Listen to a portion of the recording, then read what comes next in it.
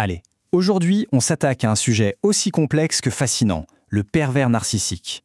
Pour décortiquer ce profil psychologique, on va s'appuyer sur un ouvrage de référence, Les pervers narcissiques de Jean-Charles Bouchaud.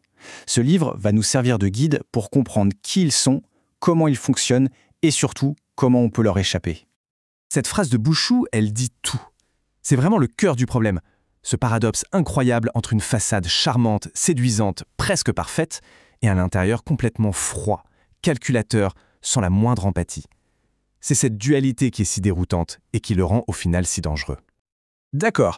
Alors, au-delà de cette double facette, qu'est-ce qui les définit vraiment au quotidien? On va maintenant regarder de plus près les traits de caractère qui ne trompent pas, les vrais signaux d'alerte qui permettent de les identifier. En fait, il faut imaginer leur personnalité comme une sorte de boîte à outils entièrement dédiée à la manipulation. Ils ne ressentent aucune culpabilité, mais alors, ils sont passés maîtres dans l'art de la faire porter aux autres. Ils mentent comme ils respirent, ils changent de visage en fonction de leur public, et tout ça pour un seul but, se sentir puissant en écrasant l'autre. Le charme, la séduction, ce ne sont que des armes pour parvenir à leur fin. Mais pour vraiment saisir comment ils en arrivent là, il faut oser regarder sous le capot, dans la mécanique de leur esprit. Et ce qu'on y trouve, eh bien, c'est une structure psychique d'une fragilité assez surprenante. Contrairement à un adulte avec une psyché mature, le pervers narcissique, lui, ne supporte pas le conflit intérieur. La culpabilité, l'anxiété, le doute, c'est intolérable pour lui.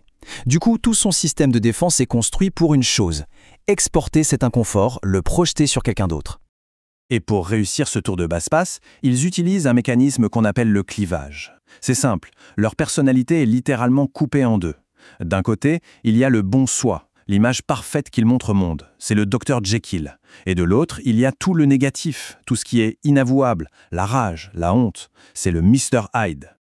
Et ce Mr Hyde, ils vont l'expulser et le projeter entièrement sur leur cible. Et ça nous amène à leur outil le plus insidieux, le plus redoutable, l'identification projective. C'est un processus en 4 temps, c'est presque mathématique.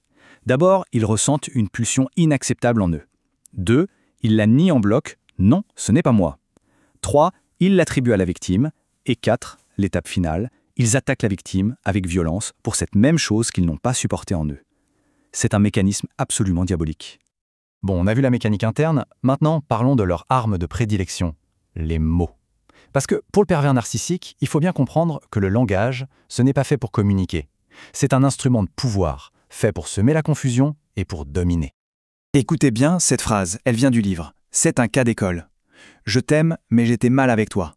Je voulais te quitter, mais construire avec toi. On sent bien le nœud au cerveau, n'est-ce pas? C'est ça, l'essence même de leur communication paradoxale.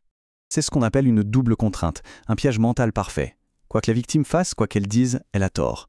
Elle se retrouve piégée dans un état de confusion totale, au point où elle ne sait plus ce qui est réel ou non. Elle finit par douter de sa propre santé mentale. Mais attention, la manipulation ne s'arrête pas aux mots. C'est une stratégie globale, un véritable plan de siège qui vise à démanteler méthodiquement toutes les défenses de la victime pour la piéger et l'isoler complètement. Leur mode opératoire est redoutable d'efficacité. Il y a d'abord le collage. Il ne laisse aucune distance, ni physique, ni émotionnelle. Puis vient l'isolement. Il coupe la victime de sa famille, de ses amis, de tous ceux qui pourraient lui ouvrir les yeux. Et en toile de fond, il y a cette dévalorisation constante, cette petite musique de fond qui détruit l'estime de soi. Le but de tout ça? Créer une prison psychologique sans barreaux. La question, évidemment, c'est comment on sort de là? Eh bien, le point de départ, la clé de tout, c'est précisément de comprendre ces mécanismes. Décoder leur jeu est la première étape indispensable pour se libérer. Et heureusement, le livre de Bouchaud nous donne une feuille de route assez claire. S'échapper, ce n'est pas un événement unique, ce n'est pas juste claquer la porte, c'est un processus. Il faut d'abord, et c'est vital, créer de la distance pour briser ce fameux collage. Ensuite, il faut retisser les liens qui ont été coupés, et puis faire appel à un tiers, une personne neutre, pour aider à se reconnecter à la réalité. Et enfin, et c'est peut-être le plus dur, arrêter de se justifier. On ne peut pas gagner un jeu truqué. C'est un peu comme faire un deuil, il faut réapprendre à vivre et à se faire confiance. Au final, le véritable défi n'est pas seulement de partir. C'est de désapprendre complètement les règles d'un jeu conçu pour n'avoir aucun gagnant, seulement un manipulateur et sa cible. C'est une reconstruction complète de soi et de sa propre perception du monde.